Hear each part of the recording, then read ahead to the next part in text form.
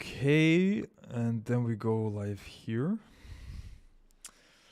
So, now, this shouldn't be as bad as last time in terms of technical stuff. I'm pretty sure I'm live, so I'm just gonna check real quick. On Rumble, we'll be here, and I see myself. So, hello everyone. Welcome to another week in... Well, that's a weird way to say it. Welcome to another episode of Last Week in the Real World, where I review all these success stories I have interviewed in the past week. And I just realized it has been 8 weeks of it already, which means 2 months of doing this. Definitely doesn't feel like it. As usual, time flies by. You just do what you gotta do, and what do you know? It's been 2 months. Same with interviews. It's been 9 months? Wow. Been almost 9 months since I started doing interviews. That is crazy to actually think about. 200 and, what is it now, 248? Yeah, something like that. Damn. Okay, so hello to everyone who's joining. Probably not expecting that many people. I only really posted up the, not announcement, the video. I only posted the video that would be going live a few hours ago. So I'd only expect the regular people to be here, no one else to really have seen it, which is completely fine. Next time, I'll try give more notice.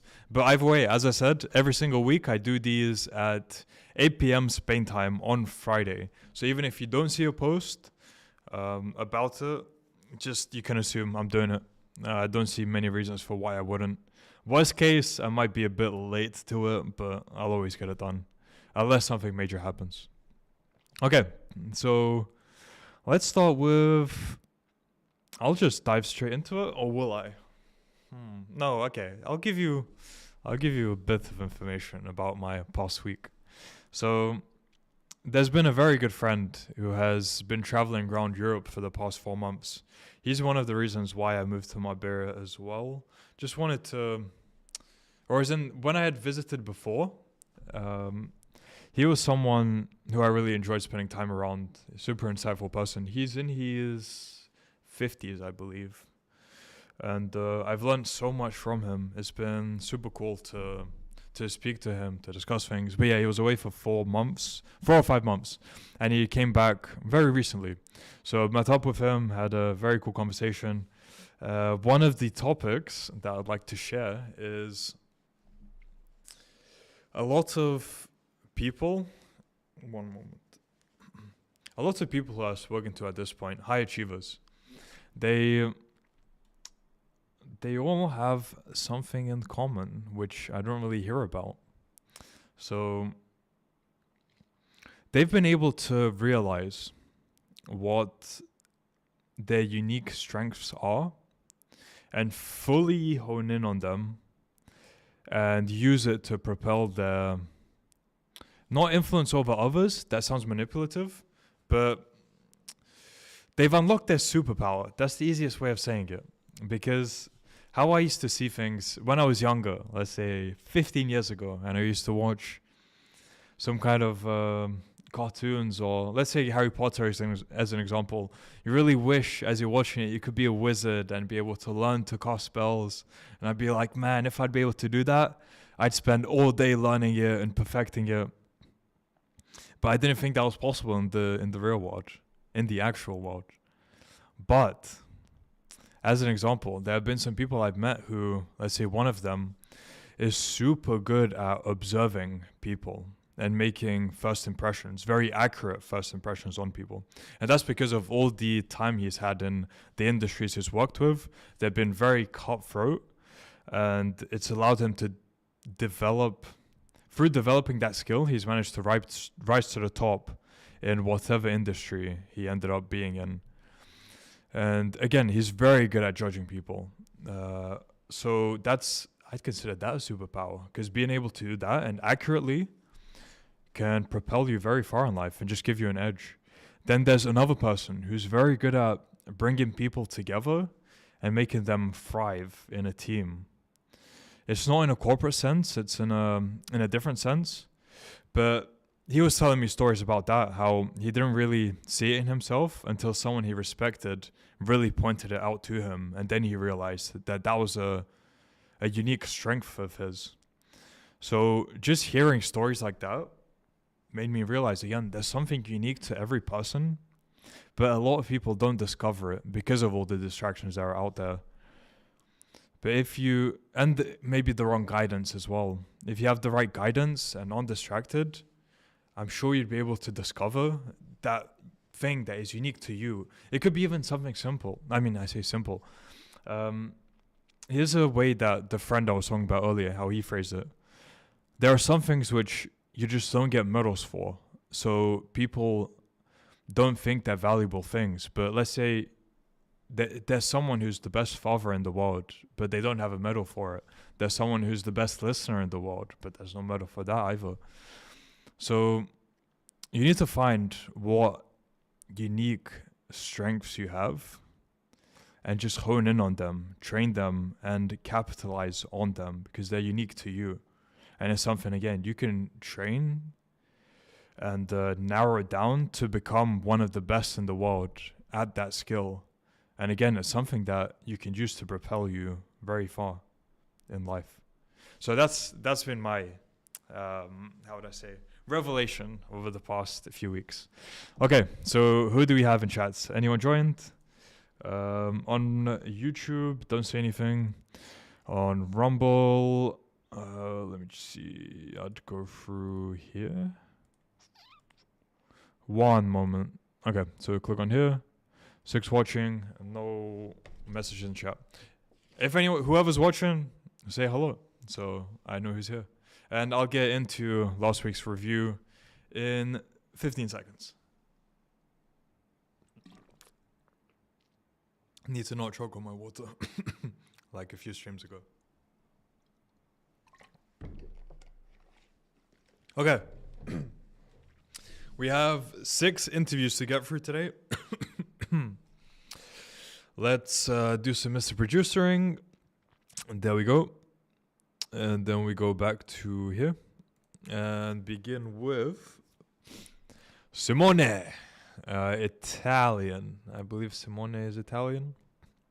Okay, so with Simone, he is 23 years old and he got into the copywriting and content creation lessons. Copywriting, he used... Okay, let me backtrack a bit. He has a car repair business in Italy, and he went through the copywriting course. He got super intrigued by it. So within 2 days, he got through the whole thing. So he just binged super hard on it. And then he used the lessons he learned from it. He implemented it into his website to basically make a better landing page and some other areas as well. And then for content creation, he used to make videos promoting his car repair business on social media. And he saw it worked. I mean, obviously, increase in sales was one of the reasons he saw it worked. But a very significant thing that happened was in 1 week, he had 20 tourists come to his car repair business over the course of 1 week. And he was super surprised. What is happening? And then he realized they must have seen the videos he's been uploading on social media that he learned from content creation to promote his business.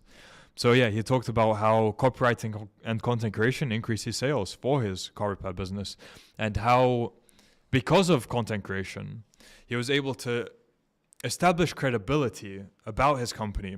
And this is something I remember we discussed.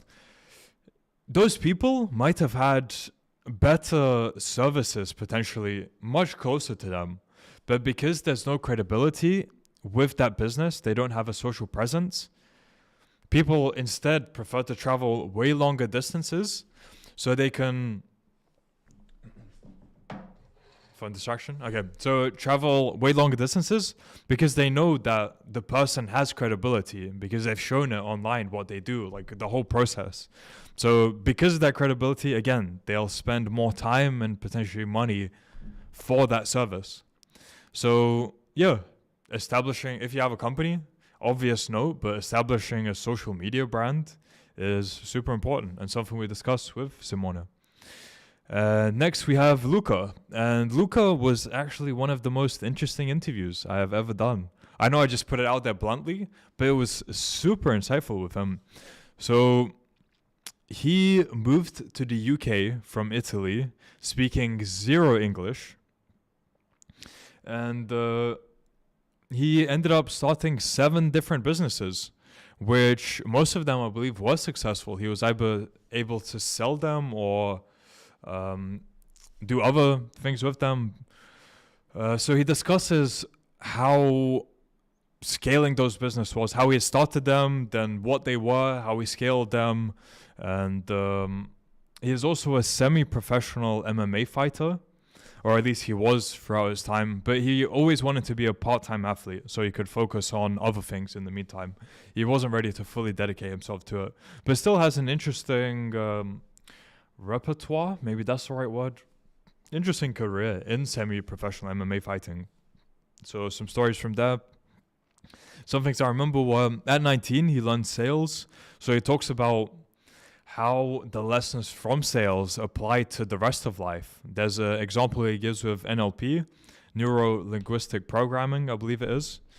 Some examples there on how that has helped throughout his life.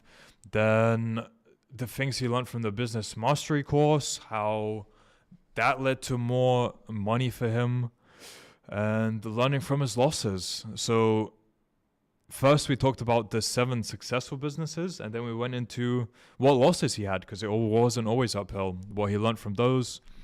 Then quite a intense segment on meditation as well. I reveal some meditation techniques for myself, because he mentioned he does meditation, so we go into the reasons for doing meditation in the first place and how it has benefited each of us. So that was super interesting. And just in general, there were a lot of topics we covered and we went pretty deep into. So definitely recommend interview with Luca just because of the insights that were there. Let's see if we have any comments in the chats. Nothing on Rumble and nothing on YouTube. Okay, so continuing with Nicholas. So Nicholas was quite a tragic story. He is 23, and about 15 years ago, his life was great. I think he said his parents were making $500,000 per month. They were living in a great place. Again, life was great. And then his brother committed suicide, and everything just turned upside down. His parents ended up getting divorced. There was a lot of turmoil in their relationship after. Then they split up. Nicholas ended up getting depression as well, because again, it's the first few years he said it didn't really click for him what had happened because he was young, but later in life, depression from that event. And for 15 years he was, in his own words, a shell of a human being. So that was quite a story from him. And he talked about how his father had recommended Nicholas listens to the Tates because he saw it would have a positive impact on Nicholas. So he started listening to the Tates, and his life started to improve. He started to implement the insights he was learning from watching the podcast. Then at some point he joined the real world as well. He started going through all the campuses. I think he said business mastery, copywriting, freelancing, AI, content creation and AI, stocks. He went through all of them, then ended up combining them and implementing them into his father's business. So his father took him on, and when his father took Nicholas into the company, at the time they had a valuation of 800,000, and Nicholas went through, again, all those lessons within the real world. He implemented those lessons into his company. And remember, he said a major thing was copywriting. He completely, not rebranded, but he really applied so many of the things within the copywriting campus into his company, and even trained some people from his staff using the material within the real world as well, the copywriting material. Then he implemented some AI things into his company, and through all of that, he scaled it to, now the company is worth 2.5 million. So from 800,000 to 2.5 million. And a lot of that was after having implemented the lessons from the real world. So even at that scale, it's still super beneficial, the insights that are taught, all the resources and everything that's provided. And Nicholas goes super in depth again on how each thing helped him. So definitely worth listening to that. Then what else was there? I think that's everything. So again, major things were how different he became as a person after having implemented everything from the Tates and from the real world, and how the company is thriving now because of it. So those were the main things. Let's see, any comments? Nothing on Rumble, nothing on YouTube. So carrying on with Eric. So Eric mainly talked about how all the lessons within the real world have improved his career progression and personal progress. I'll read out this encompasses best what his story was about. This is something he wrote up himself, so I'll just read it out. The real world has actually helped me develop my skills as a small business owner and network company growth. I was stuck for years in the same level of the marketing plan in my company. The Business Mastery Campus has been the most useful for me. After learning and applying the knowledge and skills, I have scaled to the top 10% of distributors in my company in less than a year. So yeah, that's a major part of what he talked about and how all the lessons have changed his life as well, just like Nicholas. So there's not too much to go into there, 30-minute interview, but yeah. Then we have Fraser. So Fraser, he is an interesting one. Again, 16 years old and earning 9,000 per month. 9,000 pounds, by the way. So in dollars, he's already surpassed the 5-figure per month mark and 6 figures per year. So 9,000 pounds per month at 16 years old. He had zero experience with what he's currently doing before he joined the real world. So everything that has helped him scale to where he is has come from the real world. So he went through the copywriting and e-commerce campus. Copywriting helped with setting up his e-commerce store. I say e-commerce, it's an eBay dropshipping store. He originally went through Shopify, but it requires a lot more time investment. And because he is a student, he's 16 years old, so he's not working. He is studying full time. He had exams, he had school. So he just didn't have the time commitment for a proper Shopify store. So instead, he just went into eBay, since it's less time investment. And he scaled that, an eBay dropshipping store to, again, 9,000 per month at 16 years old. And I remember it was quite funny. He said the Business Mastery Campus, the mindset that it taught him, he says it's the best course in the world. Again, I'm phrasing him here, so I'm quoting him. So yeah, that was quite interesting to listen to. And then I asked him how the students in his school react to Tate. Because in the UK, there's been campaigns literally against Tate.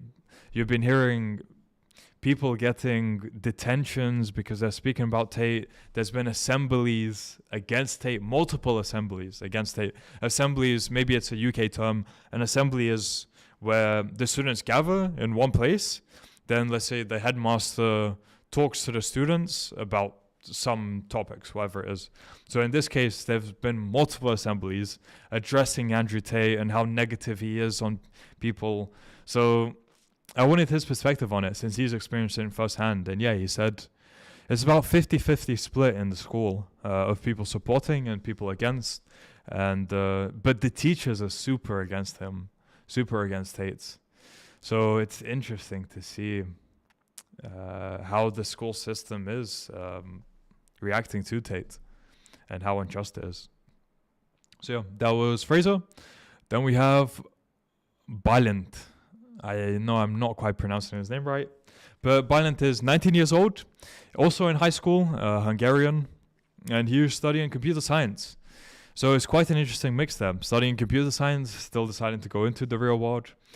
He said it's because he knows he'll still need to study for 5 years. And after what happened in 2020, he says it's too long waiting 5 years to try achieve financial freedom.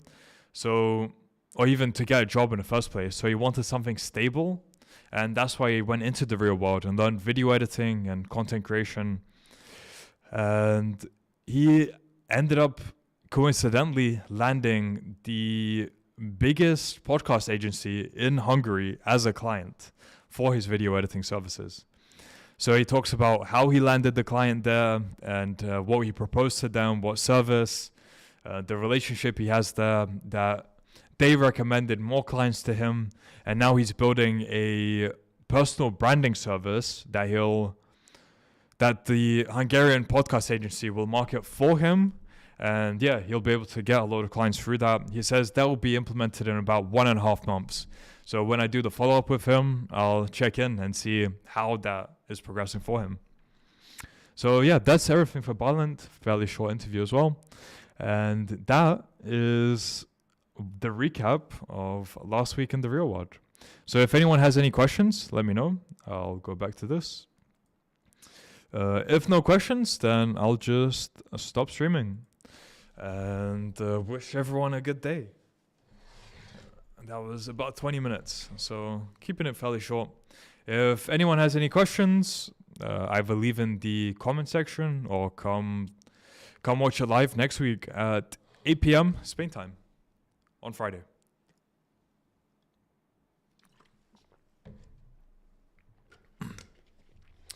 Okay, since I see no questions, I will end it off. Hope everyone has a great week. Everyone who tuned in, thank you for listening. And I wish you all the best. And see you next week.